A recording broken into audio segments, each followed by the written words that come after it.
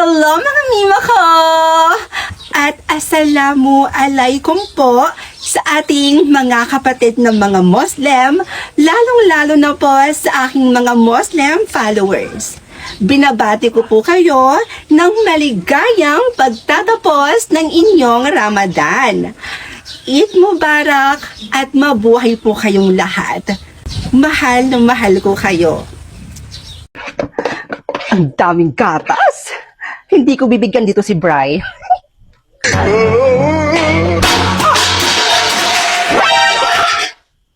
Bri! Run.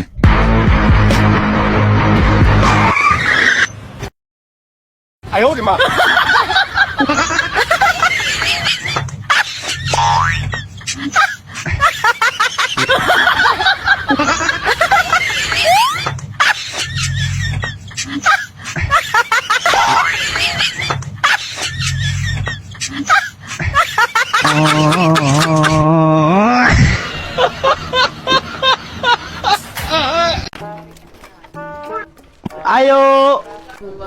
Ang samandong, mangutang naman pud mo. Ang dami ng utang ng mama mo sa akin ha. Hindi na ako magpapautang. Magbabayad na si mama ng mga inutang niya. Ay, maayo! Buti naman at naisipan ng mama mong magbayad. Ang tagal-tagal ng utang nun ha. Oh, sige na, magbayad ka na. Yung listahan. Ayun nga pala. Ay, ito. 3 pieces na sardinas. Oh, 2 ketchup. 4 Pansit Canton na 4. 2 sabon na Smart. ano pa? Kopi ko blanca na 5. Oh, meron pa? Safeguard na 2. Oh, ayan. Paid na yan ah. Ay, pisting yawa. Bakit ganyan yung mga binayad mo? Ha? Ano ba dapat? Malamang pera. Bakit? Pera ba yung inutang ni mama? Hindi. Hindi naman pala eh. Kung pera yung inutang ni mama, pera din ang ibabayad namin. O sige na te. Ano ba yun? O, Bri, magbihis ka nga doon. Kakain tayo sa labas. Bilisan mo. Talaga ate? Oo, magbihis ka na doon. Yes! Bri, bilisan mo na. Halika na dito. O ate. Lah! Ba't ang forma-forma mo? Sabi mo kakain tayo sa labas. Oo nga, kakain tayo sa labas. Dito, sa labas ng bahay. Akala ko. Ay, naku, umupo ka na nga dyan.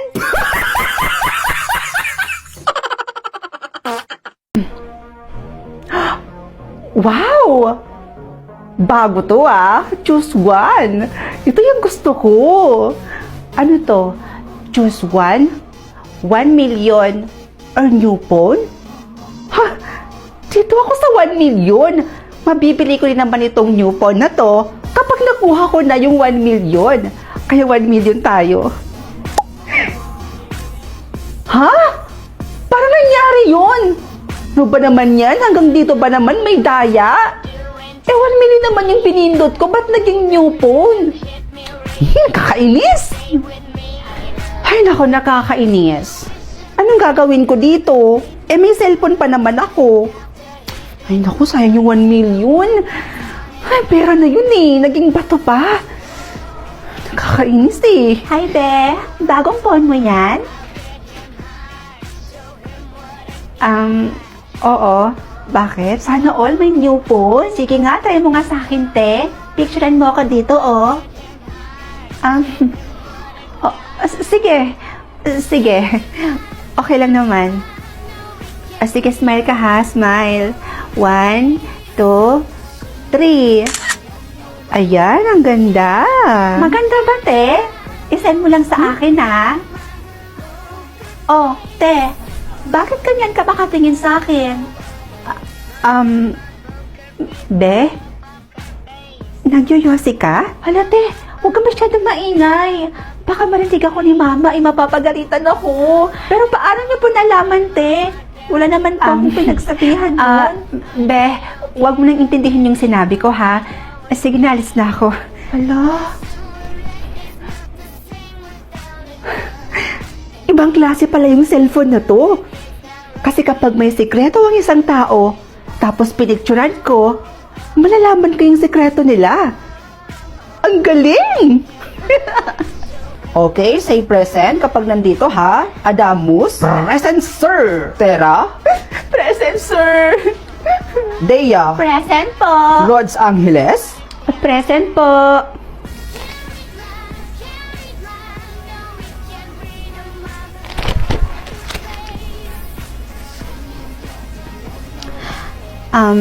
Sir? Say cheese. Rods, ayun ka na naman. Ayoko nga. Sige na, isa lang po. Siya, sige na nga. Eto ha. 1, 2, 3. Ang gwapo naman ni sir. Seryoso? Sir? Yes? Crush mo ko, no? Psst, huy! Tumigil ka nga dyan. Paano mo naman nalaman yan? Wala po, sir. Excuse me lang po. Ako? Crush pala ako ni sir? Di ko napansin yun, ah. Ngayon ko lang nalaman. Ibang klase ka talaga. Uy, yung isang teacher ko yun, ah.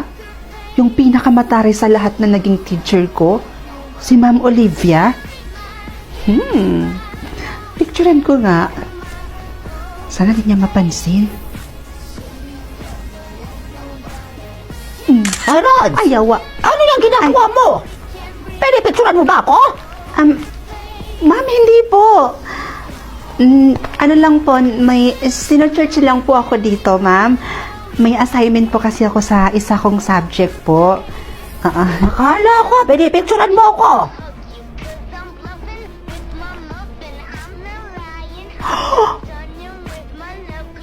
May karelasyon siyang estudyante? Nakakalokang tanda-tanda na may asim pa? Kakaloka? Ay, grabe, no? Ang ganda-ganda talaga ni Tricia, no? Ay, true. Sinabi mo pa, ang ganda-ganda talaga. Sana all, nabiyayaan ng ganyang kaganda. Napicturan nga. Sigurado akong may sikreto din tong tinatago, no? Imposibleng wala.